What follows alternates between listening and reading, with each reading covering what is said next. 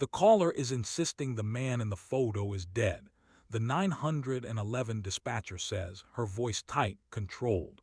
He says he's been dead for 2 years. Rain pounds against the windshield of Officer Smith's cruiser as he pulls up to the address. Red and blue lights slice through the darkness, reflecting off wet pavement and nearby windows. At first glance, this feels like a mistake, another late-night call fueled by paranoia or grief. Photos don't lie. They document reality. Or at least that's what everyone believed. The photograph in question had been taken 8 years earlier, during what detectives described as a routine crime scene. A modest suburban home, a shattered window, yellow tape fluttering slightly in the wind. The image was logged into evidence, referenced once in an affidavit and never examined again. To investigators, it was background noise, visual paperwork, until technology caught up. During a departmental effort to digitize old case files, a civilian forensic analyst scanned the photograph in high resolution. What was once grainy and flat suddenly revealed depth, reflections, shadows, details the original camera never captured clearly. And that's when something appeared. In the reflection of the living room window, partially obscured by glare, stood a man. He wasn't blurred. He wasn't distorted. He was watching. The analyst froze the frame, zoomed in, and felt his stomach tighten. The face was unmistakable, not because it was famous, but because it was familiar. Familiar to the case file, familiar to the death certificate. The man in the reflection had been officially pronounced dead 2 years before the photo was taken.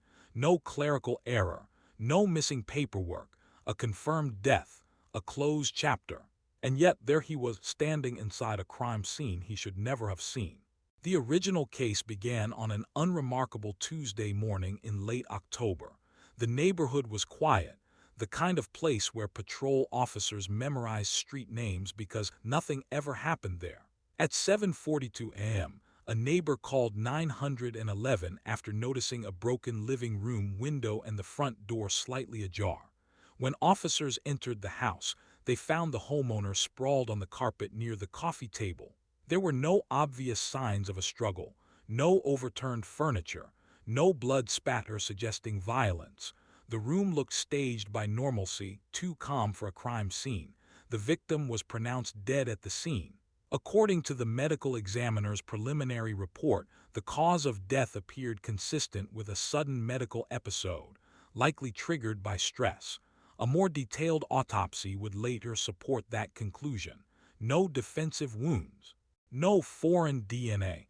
Toxicology came back clean. Detectives briefly considered burglary. The broken window suggested forced entry, but nothing of value was missing. The house wasn't ransacked. Drawers were untouched. Electronics remained plugged in. Investigators ultimately concluded the window had been broken earlier, possibly days before, and never repaired. Within 48 hours, the case was labeled non-criminal. A short affidavit was filed. The DA reviewed the findings and declined to pursue further action. The file was closed and shelved, categorized as an unattended death with no suspicious circumstances. As part of standard procedure, crime scene technicians photographed every room from multiple angles, wide shots, close-ups, context images. One of those photos captured the living room window from the outside, a simple establishing shot meant to show property damage. No one noticed anything unusual, at least not then. The detectives moved on. The family buried their dead. And the photograph, the one that would later rewrite the entire case, was reduced to a single line in an evidence log, buried among hundreds of others that were never meant to be seen again. The man visible in the reflection was identified within minutes of the enhanced scan. There was no debate, no uncertainty. His name appeared repeatedly in the case file, not as a suspect, not as a witness, but as a deceased individual. According to official records, he had died 2 years earlier in a single-vehicle accident on a rural highway nearly 80 miles away. The police report described slick roads, excessive speed, and no signs of foul play. First responders pulled his body from the wreckage and pronounced him dead at the scene. A death certificate was issued the following day. The autopsy report listed blunt force trauma as the cause of death. Dental records confirmed the identity. The case never went beyond standard procedure. No red flags, no unanswered questions. His family held a closed casket funeral. A headstone was placed. The legal system did what it always does, it closed the book. That's what made the photograph so disturbing. Detectives pulled archived documents to be certain. They checked timestamps, GPS coordinates, and chain of custody logs. The photo had been taken at 9:16 a.m. on a date that fell exactly 26 months after the man's recorded death. The camera's internal clock matched departmental logs. There was no discrepancy. If the records were accurate, the man in the reflection should not exist. Investigators briefly considered the possibility of coincidence, someone who looked similar, but facial comparison software ruled that out. The spacing of the eyes, the shape of the jaw, a faint scar near the left eyebrow, all were consistent with archived identification photos. The conclusion was unavoidable. Either the man had somehow survived a death that was officially documented, or the system had buried a mistake so complete that no one thought to question it. And that raised a far more unsettling possibility. If he wasn't actually dead, then where had he been for 2 years? And why was he standing inside a crime scene he was never supposed to see? When detectives reopened the file, the first realization was uncomfortable. There had never really been an investigation to begin with. The case had been processed, documented, and quietly dismissed, not because of evidence pointing away from a crime, but because nothing forced anyone to look deeper. At the time, the department was overwhelmed. Violent crime was rising, staffing was thin, and detectives were under pressure to clear cases quickly. An unattended death with a cooperative medical examiner and no obvious red flags was easy to categorize and easier to forget. That assumption became the foundation of everything that followed. Investigators later acknowledged a classic example of confirmation bias.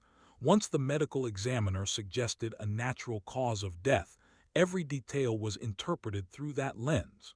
The broken window became incidental. The lack of forced entry became reassuring. Any anomaly was mentally filed under coincidence rather than concern. No one questioned the photograph. The image showing the living room window was never enlarged, never enhanced, and never reviewed outside of a routine checklist. It served a single purpose: to document property damage, and once that purpose was fulfilled, it lost its value in the eyes of the case. There was also a psychological shortcut at play. One of the names connected to the scene belonged to a man already declared dead. That fact alone acted like a mental stop sign. Dead people don't commit crimes. Dead people don't show up at scenes. Dead people don't need to be investigated. So they weren't. Years later, when supervisors were asked how something like this could be missed, the answer was always the same. No one failed to do their job, they said. They simply did what the system encouraged them to do: move on. And in doing so, they left behind a case that was never truly solved. Because the most important question had never been asked. Not how did the victim die, but who was watching. The decision to rescan the photograph wasn't driven by suspicion. It was driven by bureaucracy. Nearly a decade after the case was closed, the department began digitizing its physical evidence archive. Old photographs, negatives, and reports were scheduled to be scanned, cataloged, and uploaded into a modern database. The goal wasn't discovery, it was preservation. A civilian forensic analyst was assigned to process the image. Using updated equipment, he scanned the photograph at a resolution nearly 10 times higher than the original digital copy. At first, nothing seemed unusual. The broken window, the taped-off living room, the glare from the morning sun bouncing off the glass. Then he adjusted the contrast. As the highlights softened and the shadows deepened, the reflection in the window gained definition. What had once looked like random glare began to form structure. A vertical outline, shoulders, a head. The analyst zoomed in. The figure wasn't inside the house. He was behind the camera, reflected in the glass at a slight angle. His posture was rigid, almost deliberate. He wasn't moving. He wasn't reacting. He was watching. Further enhancement revealed facial features subtle but clear enough to be compared. The analyst paused the scan and cross-referenced the image with the original case file. One name immediately stood out. The man in the reflection had been declared dead. Following protocol, the analyst documented his findings and notified a supervising detective. The report was cautious, clinical, and stripped of emotion, but the implication was anything but neutral. If the reflection was genuine, then the photograph hadn't just captured a crime scene. It had captured a lie. And once that possibility entered the room, there was no way to contain it. Because if one piece of evidence had been wrong for years, then everything connected to it had to be questioned, including the death itself. Reopening the case required more than curiosity. It required permission. The supervising detective forwarded the analyst's report up the chain of command. Within days, the file landed on the desk of the district attorney. The request was narrow and carefully worded, not to accuse, not to charge, but to reclassify a single individual. The man officially listed as deceased was now designated a person of interest. That label alone changed everything. Detectives began quietly retracing his life in the 2 years following his recorded death. Bank records were subpoenaed.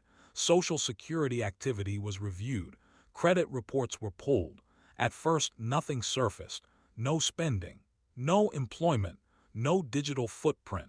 It was as if he had vanished exactly when the paperwork said he did.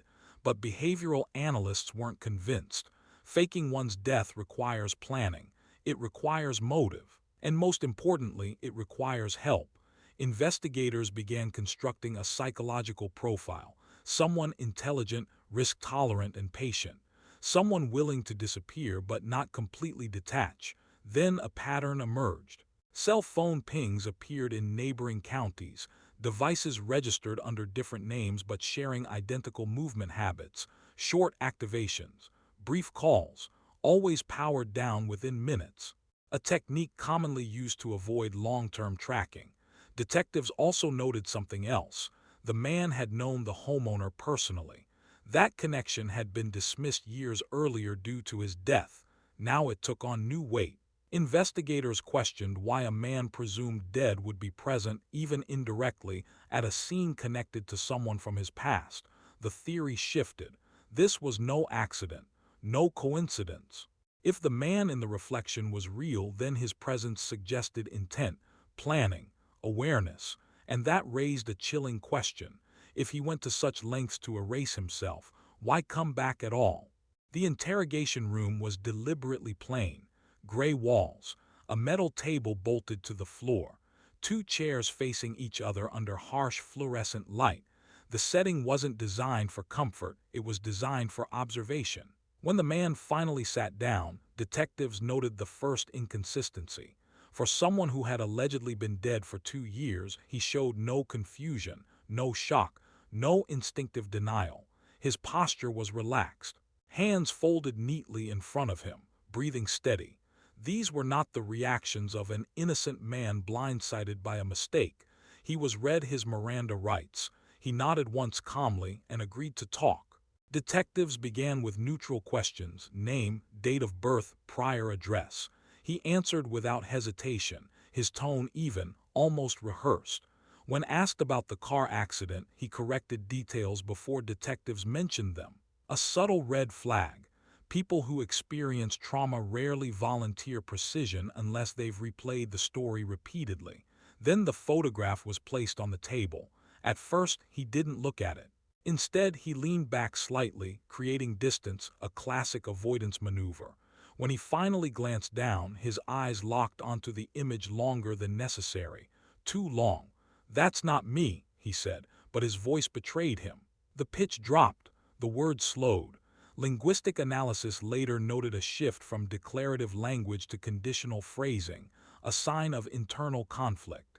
Detectives pressed gently, pointing out the reflection, the angle, the facial match. He responded with deflection, jokes, shrugs, casual dismissal, each tactic designed to minimize significance, but his body told a different story. His foot tapped, his jaw tightened.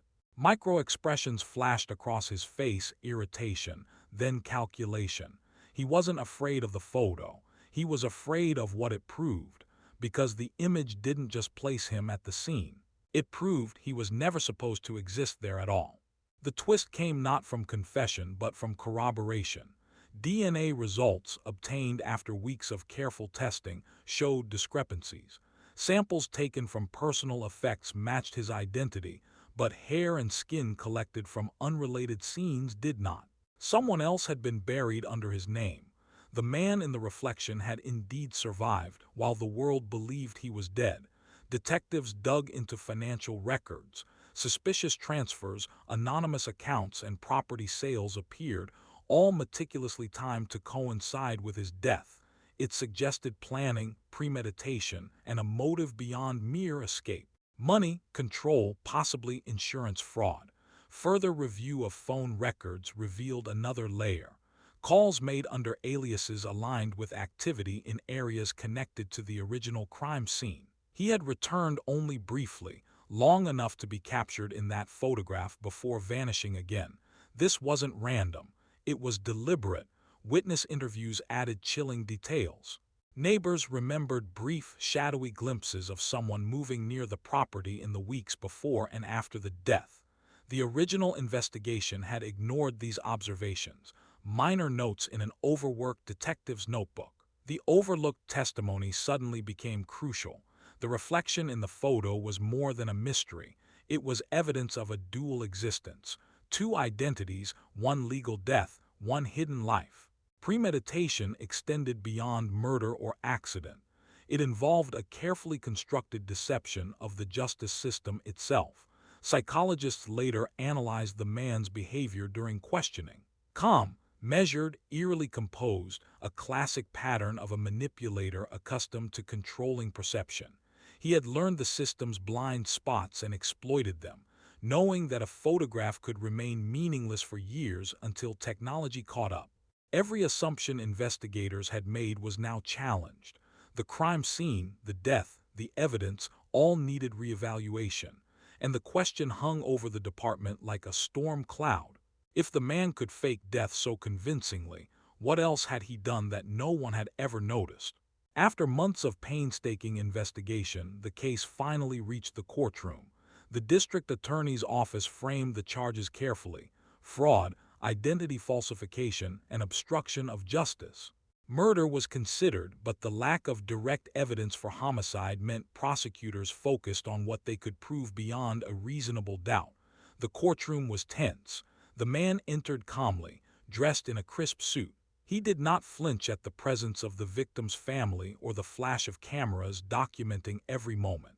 Defense attorneys argued procedural errors, claiming the rescan and enhanced digital evidence were unreliable and violated chain of custody rules. But the prosecution had more than the photograph. Bank transfers, falsified documents, witness testimonies, and phone records formed a web impossible to ignore. Each piece corroborated the others, reinforcing the narrative that he had orchestrated a deliberate disappearance. The jury listened intently as behavioral experts explained the psychological profile. Someone meticulous, patient, and adept at deception. They described the subtle cues caught during the interrogation, microexpressions, vocal stress, and body language that betrayed intent despite his calm demeanor. These observations helped the jury understand motive and premeditation without a single overt admission of guilt from the defendant. After deliberation, the verdict was read: guilty on multiple counts, including identity fraud, falsification of death records, and obstruction of justice.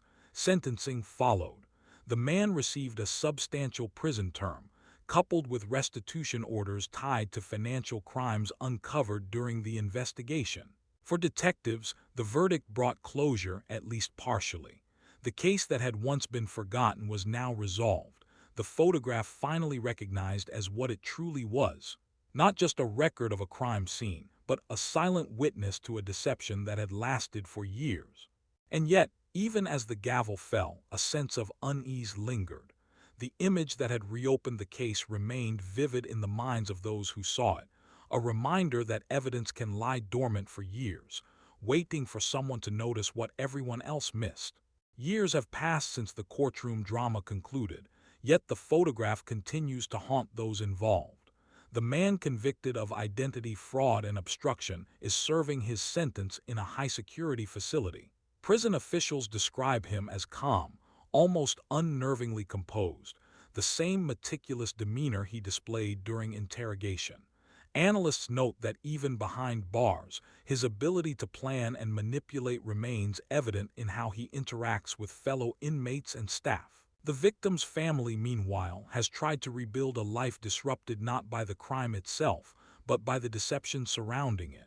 Therapy sessions, support groups, and private counseling have helped them cope, but they admit that the image of the man in the reflection, alive when he was supposed to be dead, is something they cannot forget. It has become a silent emblem of uncertainty, a lingering reminder that even closure is sometimes only partial. The police department has since reviewed its evidence handling procedures. Every photograph, video, and scan document is now subjected to a higher standard of scrutiny.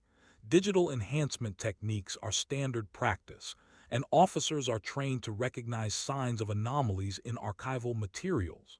Case files once considered routine now receive second looks, ensuring that nothing of importance is ever overlooked again.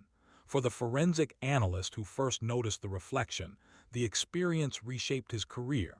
He became an advocate for proactive evidence review, often speaking to departments nationwide about the importance of revisiting cold cases with fresh eyes and modern technology. And yet, for all the procedural changes, the photograph remains public only in fragments within internal training files. Its existence is a quiet warning. Even a single image, overlooked and underestimated, can hide the truth for years. The final thought hangs in the air. If the photo had never been rescanned, the man's deception might have continued unnoticed. In the end, justice was served, but the unsettling reality remains. Some truths wait patiently in the shadows, visible only to those willing to look closely enough.